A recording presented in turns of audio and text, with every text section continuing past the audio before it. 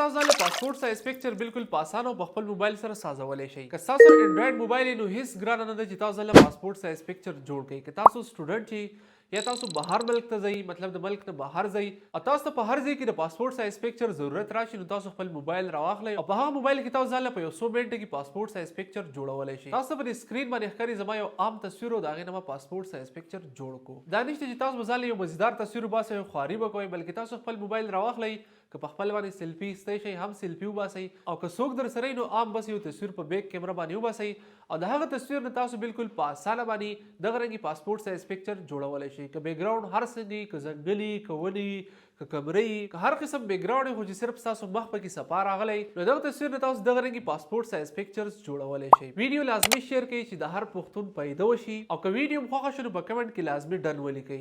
زه موبایل سکرین طرف ته مکمل طریقه درته ښیم، خو یو خبر یاد وساتئ، که تاسو چینل نه سبسکرایب کړی دا لازمي سبسکرایب کړئ. د دې لپاره به تاسو یو اپلیکیشن ډاونلوډ کوئ. په هغه اپلیکیشن کې به تاسو ته پرومپټ ملاویږي او دغه پرومپټ نه تاسو پاسپورت سایز پکچر جوړولی شئ. د هیڅ قسم ایډیټینګ ټول ضرورت نشته، بلکې صرف ستاسو یو تصویر پکار دی. د دې سره سره یو چې کوم دی پرومپټ پکار دی. پرومپټ کوم ځای ملاویږي؟ پلی سټور کې لاګئ. په پلی سټور کې تاسو سرچ کړئ پرومپټیفای، سپیلینګ مسټیک بالکل ولګئ، PROMPTIFY. چې کله تاسو پرومپټیفای سرچ کړئ ډېر شي اپلیکیشنز به تراوړي، خو چې کوم ریل اپلیکیشن دی دا اپلیکیشن دی کوم ته چې زه دا نښه کوم. دا اپلیکیشن تاسو سمپل ډاونلوډ کړئ. چې کله تاسو ډاونلوډ کړئ اوپن یې کړئ. چې کله هم تاسو اوپن کړئ تاسو به ډېرې زیاتې ټمپلیټې راوړي.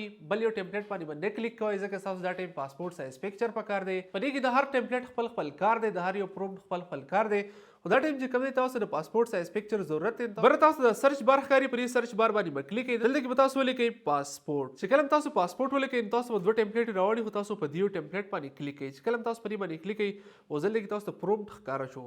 دا پرومپټ چې کوم دی دا به تاسو کاپي کړئ. دا یو بټن تاسو ښکاري دې نه به تاسو کاپي کړئ. چې کله هم تاسو کاپي کړئ لاندې به سکرول کړئ، دلته کې لیکلی ټرای آن جیمینای، په دې باندې به کلیک کړئ. او ځل کې دا پلس آیکن دی په دې باندې به کلیک کړئ. بیا په اپلوډ فایل باندې کلیک کړئ. د خپلې ګیلرۍ نه به تاسو خپل یو عام تصویر اپلوډ کړئ. چې کله هم تاسو تصویر راواخلئ دلته کې لیکلی آسک جیمینای 3، په دې باندې به تاسو کلیک کړئ او دلته کې به تاسو دا پرومپټ پیسټ کړئ کوم چې تاسو اوس کاپي کړی.